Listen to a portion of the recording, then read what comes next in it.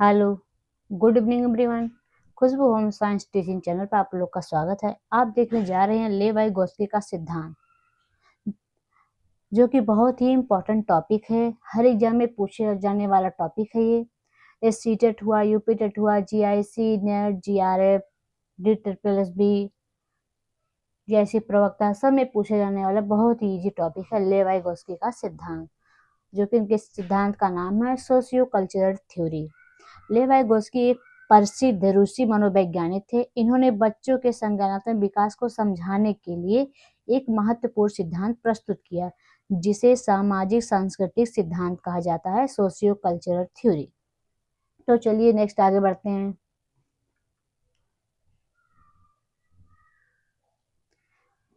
ये है लेवी-गोस्की का सिद्धांत। ये एक रशियन मनोवैज्ञानिक थे। 1896 में इनका जन्म हुआ था। मृत्यु इनका 1934 यानी कि 37 साल की उम्र में ही इनकी मृत्यु हो गई थी। इनको टीबी के कारण इनकी मृत्यु हुई थी। ये एक सामाजिक रचनाकार थे। ये निर्माणवादी भी हैं। उन्होंने अपने थ्योरी में 3 चीजों को ज्यादा महत्व दिया, जैसे समाज, कल्चर, लैंग्वेज। इन्होंने 3 चीजों पे सबसे ज्यादा फोकस किया है। इनका मानना है कि बच्चे का अधिगम पहले होता है, इसके बाद विकास होता है, यानी कि विकास को आगे बढ़ाने का काम अधिगम का है। इनका मानना है कि ज्ञान हमेशा होता है, उसे आंतरिक करना पड़ता है, ग्रहण करना पड़ता है, आत्मसात करना पड़ता है, अंगीकरण करना पड़ता है। लेवी-गोस्की का मानना है। ये रशियन प्रोफेसर भी थे लेवी-गोस्की।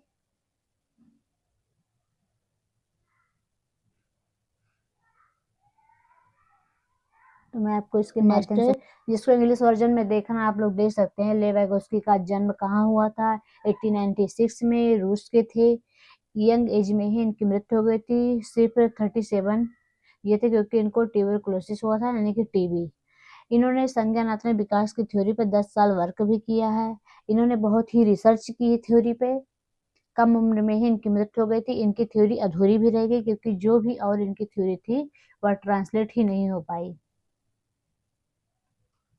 ये है लेवी-गोस्की की थ्योरी, जो इनटू क्लासरूम प्रैक्टिस है, जो कि बच्चों को स्कूल में कराया जाता है क्लासरूम में। पहला है सोशल हिस्टिकल कल्चरल मेडिटेशन। इसका मतलब है, लेवी-गोस्की का मानना है कि बच्चे का विकास केवल उसकी व्यक्तिगत क्षमता पर निर्भर नहीं करता, बल्कि उसके सामाजिक वातावरण और संस्कृति पर भी निर्भर करता है। ये सोशल हिस्टिकल कल्चरल मेडिटेशन के अकॉर्डिंग है। इसका मतलब ये है कि बच्चे का जो विकास है वह केवल व्यक्तिगत क्षमता पर निर्भर नहीं है, यह सामाजिक वातावरण, संस्कृति पर भी निर्भर करता है। Thought and language. थॉट और लैंग्वेज में क्या है? भाषा बच्चे के सोचने और सीखने का सबसे बड़ा साधन है।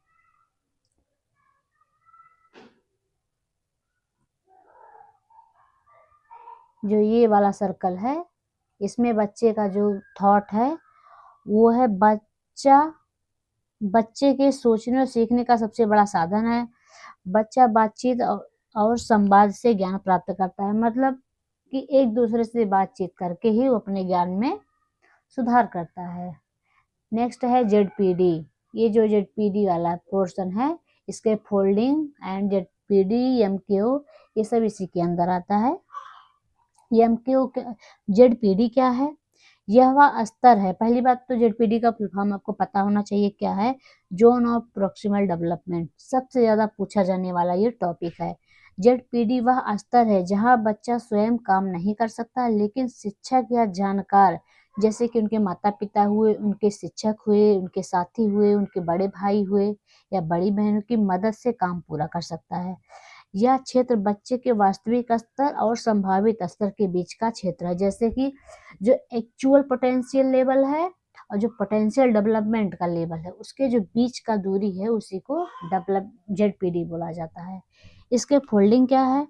इसके फोल्डिंग का मतलब है, जब शिक्षक या कोई वयस्क बच्चे को कठिन कार्य करने में मदद करते हैं, जैसे संकेत देना, उदाहरण देना, समझाना, तो उसे सहारा बोला जाता है, पाड़ बोला जाता है, मचान बोला जाता है, ढांचा बोला जाता है। धीरे धीरे सहारा हटाने पर बच्चा खुद से काम करना सीख जाता है, क्योंकि इसके फोल्डिंग टेम्परेरी होता है, ना कि परमानेंट। नेक्स्ट है सोशल इंटरेक्शन विथ अदर। जैसे सोशल इंटरेक्शन का मतलब क्या है? सामाजिक अंतःक्रिया के माध्यम से बच्चे का डेवलपमेंट होता है।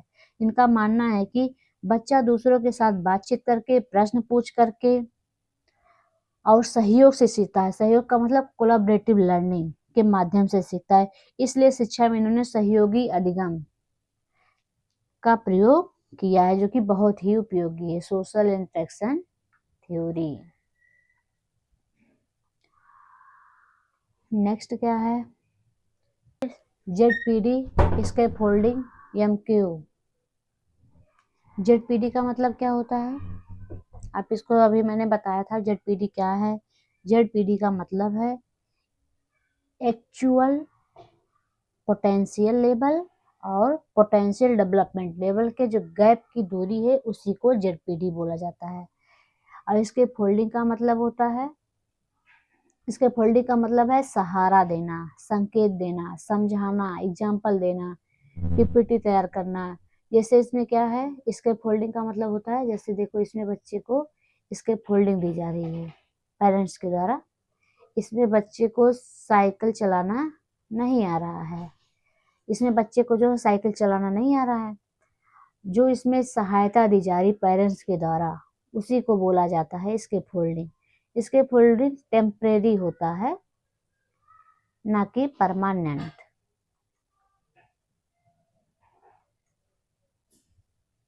इसी को इसके फोल्डिंग बोला जाता है।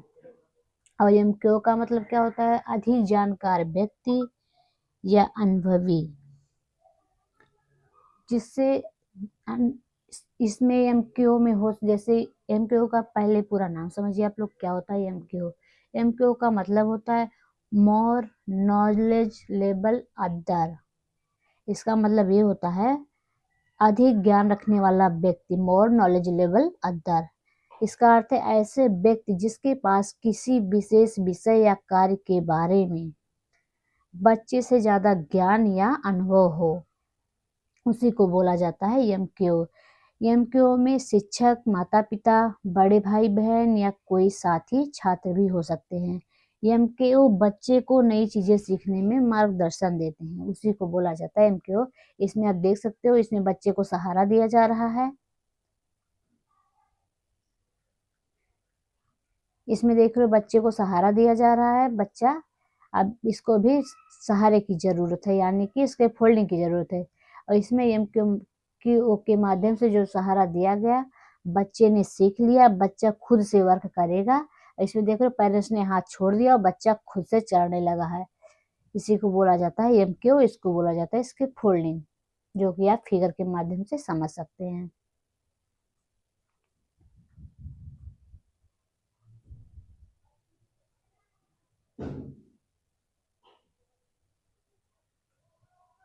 वीडियो अच्छा लगे तो शेयर करो, कमेंट करो।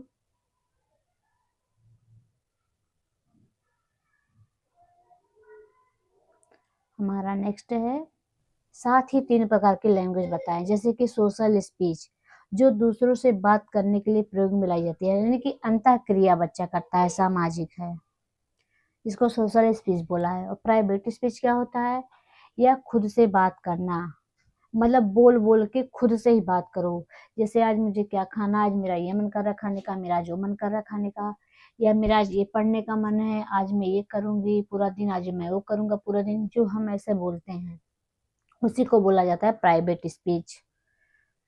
और इसमें इनर स्पीच क्या है? इनर स्पीच में होता है खुद से खुद से खुद की बात, परंतु बोल कर नहीं, मन ही मन में करना, उसी को बोला जाता है साइलेंट इनर स्पीच। जो अपने मन में ही सोचो, मन में बोलो, लेकिन माउथ से नहीं बोलना है, इसी को बोला जाता है inner speech. Proximal development, zone proximal development ZPD का फुल फॉर्म है। जेडपीडी का मतलब होता है वह दायरा जहाँ हेल्प दी जाती है एम के ओ का मतलब होता है मोर नॉलेजेबल अदर, या वह व्यक्ति जो ज़्यादा अनुभवी है जिसके द्वारा हेल्प दी जाती है। इसके फोल्डिंग का मतलब यह होता है यह एक टेम्परेरी हेल्प है जो एम के ओ के द्वारा ही दी जाती है। जैसे इसको आप समझ सकते हैं कि जेड क्या है। जेड का मतलब वह स्तर जहां बच्चा खुद से काम नहीं कर सकता लेकिन किसी जानकार व्यक्ति की मदद से वह काम कर सकता है, तो उसी को बोला जाता है जेड। जैसे एक बच्चे की जो वास्तविक क्षमता यानी कि एक्चुअल एबिलिटी और संभावित क्षमता यानी पोटेंशियल एबिलिटी के बीच का जो क्षेत्र है उसी को जेड बोला जाता है। जैसे फॉर एग्जांपल बच्चा अकेले साइकिल नहीं चला सकता लेकिन माता पिता के सहारे से वह धीरे धीरे साइकिल चलाना सीख जाता है, उसी को बोला जाता है जेड।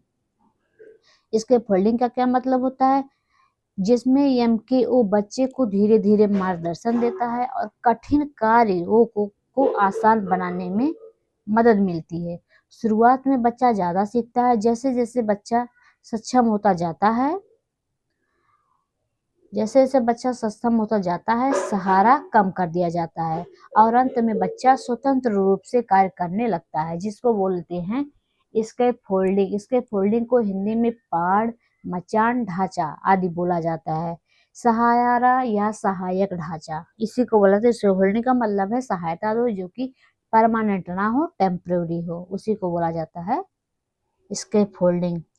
एक छोटे छोटे फॉर्म में ऐसे समझ सकते हो, एमकेओ का मतलब होता है जानकार, अधिक जानकार व्यक्ति, और जेडपीडी का मतलब यह होता है वह क्षेत्र जहां बच्चा सहारे से काम करे, उसी को जेडपीडी बोला जाता है। इसके फोल्डिंग क्या हो, सीखने के दौरान दिया गया सहारा या हेल्प, उसी को बोला जाता है जेडपीडी। अरे मतलब इसके फोल्डिंग।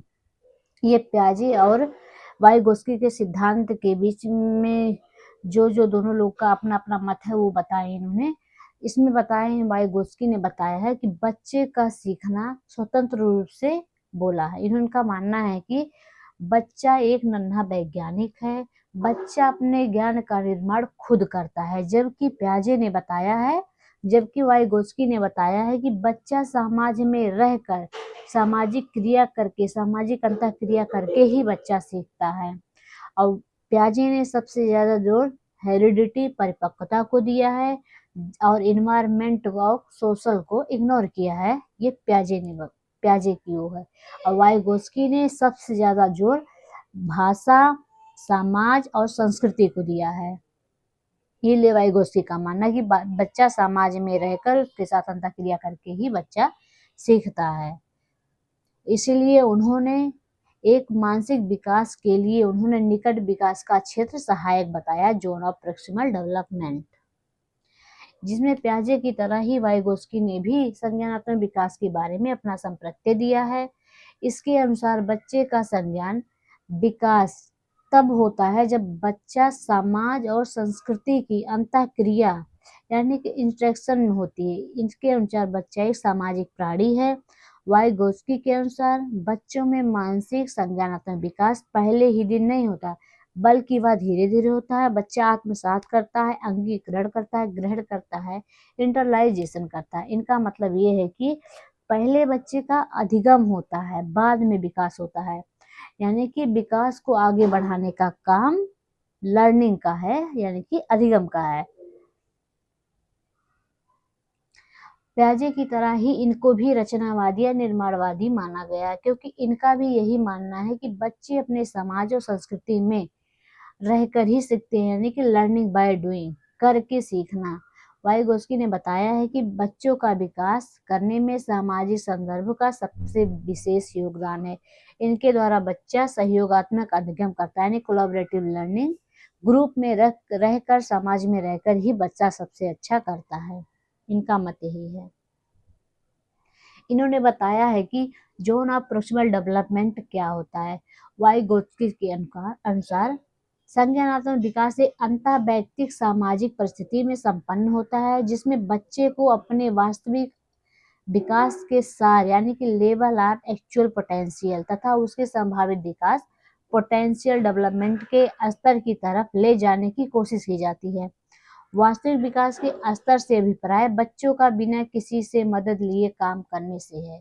संभावित विकास के स्तर से अभिप्राय दूसरों की सहायता करने से है। इन दोनों स्तरों के बीच का अंतर को निकट विकास का क्षेत्र कहा जाता है। जैसे आप सिंपल भाषा में समझो, एक्चुअल जो पोटेंशियल लेवल और पोटेंशियल डेवलपमेंट के जो बीच का स्तर है, क्षेत्र है, गैप है, उसी को जेडपीडी बोला जाता है। उस जेडपीडी को भरने के लिए, जैसे फॉर एग्जाम्पल आप लोग समझे, ऐसे आपको जेडपीडी भरने के लिए उसमें हमने आपको इसके फोल्डिंग दिया। इसके फोल्डिंग में क्या आया, जैसे हमने आपको मैराथन क्लास दी, पर डे क्लासेस दे रहे हैं, नोट्स दे रहे हैं, पीडीएफ दे रहे हैं, आपको हेल्प कर रहे हैं, और जो हेल्प दी जा रही है, जिसके माध्यम से दी जा रही है, उसको MKO बोला जाता है, मोर नॉलेजेबल अदर। आप लोग समझ सकते हैं कि इसका मेन उद्देश्य क्या था जेडपीडी का। इसमें वाइगोत्स्की ने संज्ञानात्मक विकास में बच्चों की भाषा एवं चिंतन को भी महत्वपूर्ण साधन बताया है। इसके अनुसार बच्चे भाषा का केवल सामाजिक संचार के लिए प्रयोग नहीं करते, बल्कि इसका उपयोग अपने आम व्यवहार को निर्देशित करने के लिए भी करते हैं। इसे आम भाषा में आप समझ सकते हो कि बच्चे अपनी भाषा का विकास सिर्फ सामाजिक यानी कि सोशल कम्युनिकेशन के लिए नहीं करता, बल्कि वो अपने आम जीवन में भी अपनी लैंग्वेज का ही प्रयोग करता है। वाइगोत्स्की का मानना है कि बच्चों में चिंतन एवं भाषा दोनों ही स्वतंत्र रूप से विकसित होते हैं। ये वाइगोत्स्की का मानना है। जिसे आप सोच सकते हो, भाषा और सोच यानी कि thinking and language are parallel after 3 year. इसका मतलब समझ रहे क्या होता है? भाषा और सोच 3 साल तक तो एक गोले में रहते हैं, इसके बाद सोच और भाषा साथ साथ चलते हैं। जैसे आप समझो, thinking and language are parallel after 3 year. इसका मतलब है भाषा और सोच 3 साल तक एक गोले में रहते हैं, इसके बाद सोच और भाषा साथ साथ चलते हैं, मतलब साथ साथ लेके चलता है। यानी कि इसका मतलब क्या है, ज्ञान हमेशा होता है। इनका मानना है कि ज्ञान हमेशा होता है, सिर्फ उसको आंतरिक करना पड़ता है, यानी कि ग्रहण करना पड़ता है, आत्मसात करना पड़ता है। ये वाइगोत्स्की का मानना है। वाइगोत्स्की ने एक संप्रत्यय ये दिया है कि स्केप फोल्डिंग क्या होता है। अभी मैंने स्केप फोल्डिंग के बारे में बताया कि स्केप फोल्डिंग क्या होता है। यह वह प्रक्रिया है जो MKO के द्वारा धीरे धीरे मार्गदर्शन दिया जाता है और कठिन कार्य को आसान बनाने के लिए। ऐसे फॉर एग्जाम्पल, बच्चे को साइकिल चलाना नहीं आता है, जो बच्चे को साइकिल चलाने के पीछे का जो गैप है, जो उसमें बीच का डिस्टेंस दिख रहा है, उसके माध्यम जो सहारा दिया गया बच्चे को, उसी को इसके फोल्डिंग कहा गया है।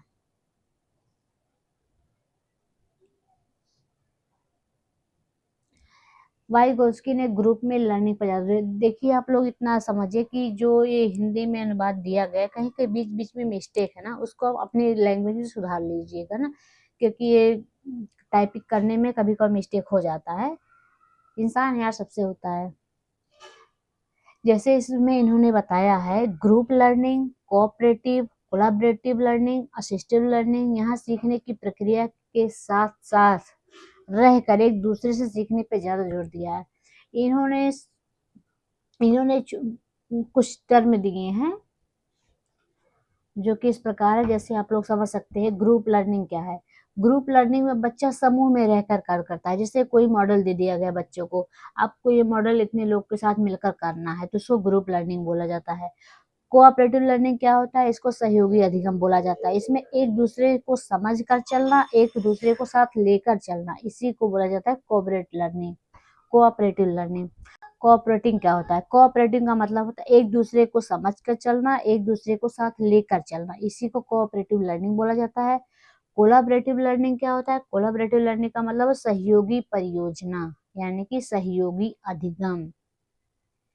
इसमें होता है एक दूसरे के साथ मिलकर चलना, एक दूसरे को सिखाना, एक दूसरे से मिलकर सीखना, इसी को बोला जाता है कोलैबोरेटिव लर्निंग। असिस्टिव लर्निंग क्या है? इसमें सहायक अधिगम, जिसमें ये होता है कि एक सहायक के निगरानी में किया जाता है। जैसे जहाँ बच्चे सीखते हैं, वहां पे एक सहायक शिक्षक उपस्थित होते हैं, उन्हीं की निगरानी में ये कार्य किया जाता है, उसी को बोला जाता है असिस्टिव लर्निंग। रेसिप्रोकल टीचिंग क्या है? जब दो व्यक्ति एक दूसरे से प्रभावित होकर सीखे। इसका क्या मतलब है?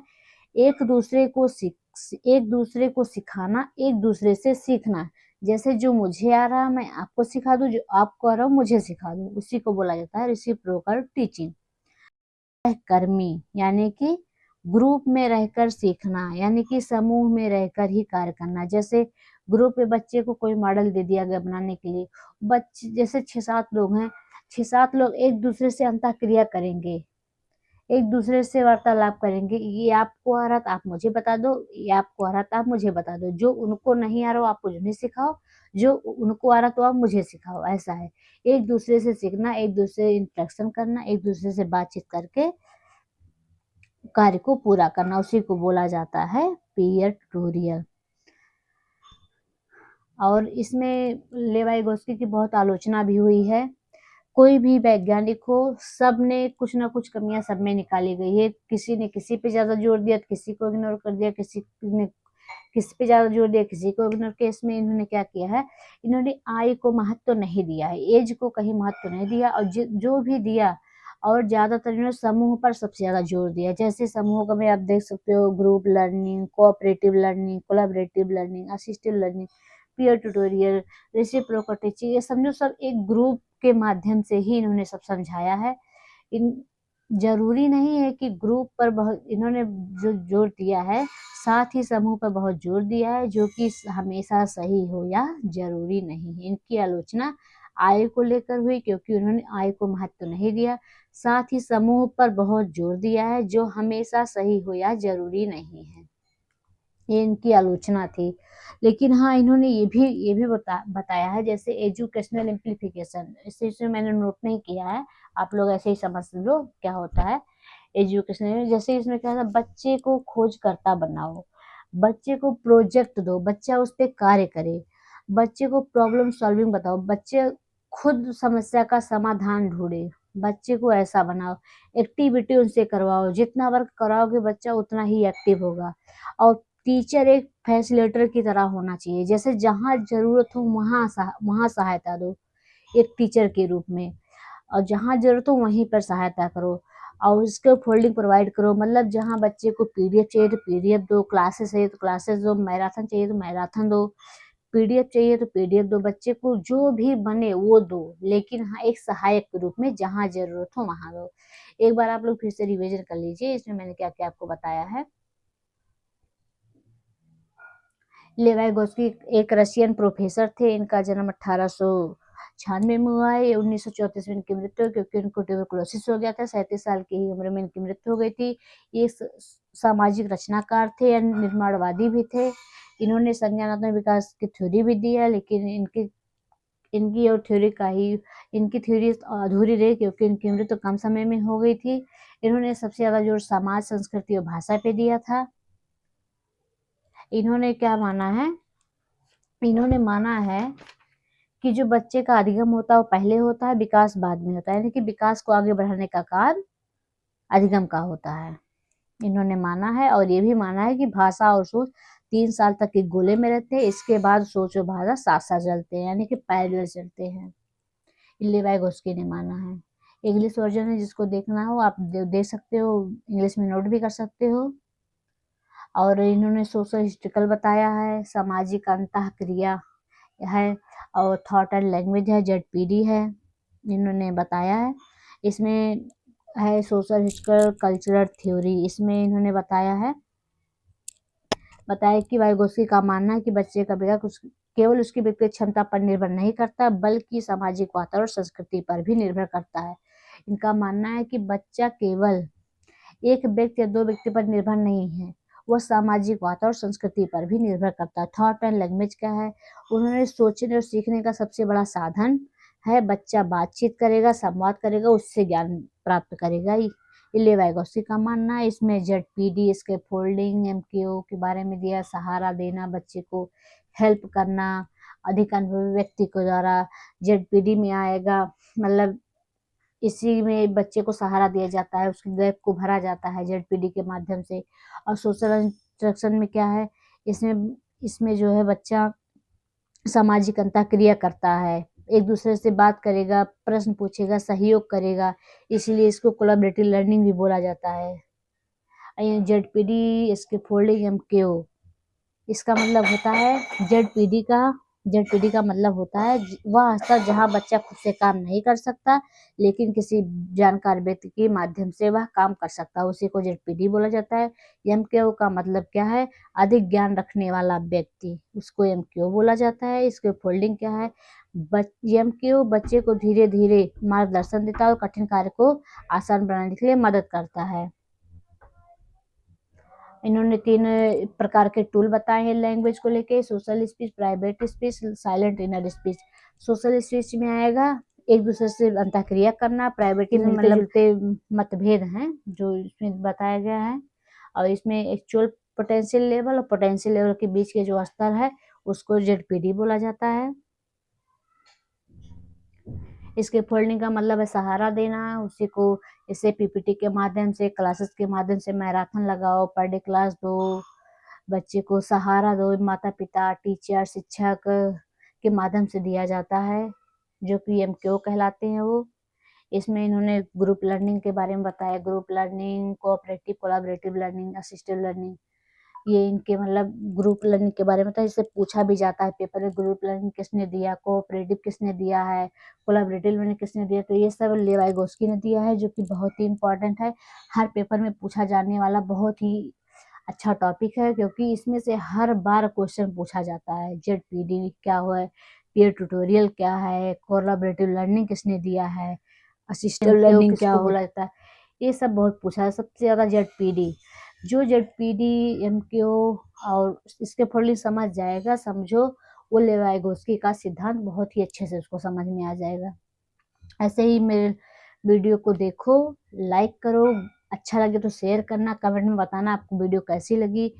मैं और टॉपिक पे वीडियो बनाऊंगी। अभी तो मेरे पास इतनी सुविधा नहीं है कि मैं मतलब फेस टू फेस आपसे बात कर पाऊँ, फेस टू फेस आपको समझा पाऊँ। आई होप जल्दी ये सब मैं कर पाऊँ। ऐसे मेरे वीडियो को लाइक करो, शेयर करो, बहुत सारा प्यार दो। Thanks for my watching video. आपका दिन बहुत ही अच्छा हो। Thank you. मिलते हैं नेक्स्ट वीडियो में। प्लीज़ चैनल को सब्सक्राइब करो, लाइक करो, शेयर करो। Thank you.